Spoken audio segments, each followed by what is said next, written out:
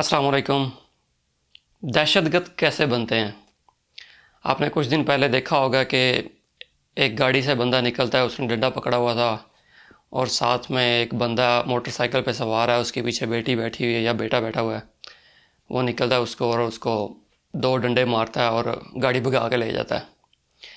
अब इस मामले में आप देखें, अगर तो इस बंदे को इंसाफ मिल जाता है फिर तो इंशाल्लाह कोई मसला नहीं है, सारा कुछ मामला ठीक हो जाएगा।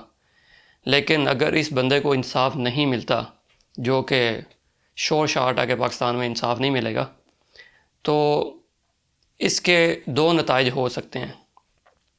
एक तो ये कि वो बंदा अंदर अंदर से वैसे ही बेचारा मर जाएगा शर्म के मारे कि उसकी बेटी के सामने उसके ऊपर तशद्दुद हुआ है।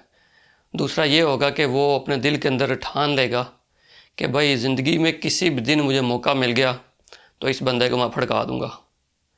तो दहशतगर्द ऐसे नहीं बन जाता कि ठीक है जी, माँ के पेट से ही पैदा हुआ और दहशतगर्द बन गया, ऐसे नहीं होता। दहशतगर्द हमेशा बनते ही तब हैं जब आप किसी पर जुल्म करते हैं और उस बंदे को इंसाफ नहीं मिलता, तो वो फिर अपने बलबूते पे इंसाफ लेने की कोशिश करता है और हम उनको कहते हैं जी ये दहशतगर्द हैं।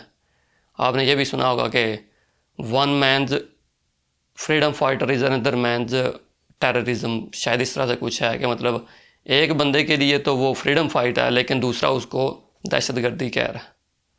तो जब भी आप किसी बंदे पे जुल्म करें तो उससे पहले ये सोच लें कि मैं क्या करने जा रहा हूँ, क्योंकि कल को अगर वो दहशतगर्द बन गया तो फिर आपकी खैर नहीं है। और अगर वो खामोश हो गया तो वो खामोशी इंशाल्लाह बददुआ की शक्ल में ऐसी आपको लगेगी कि आपकी जो है ना 100 नस्लें भी इंशाल्लाह बच नहीं सकेंगी इससे।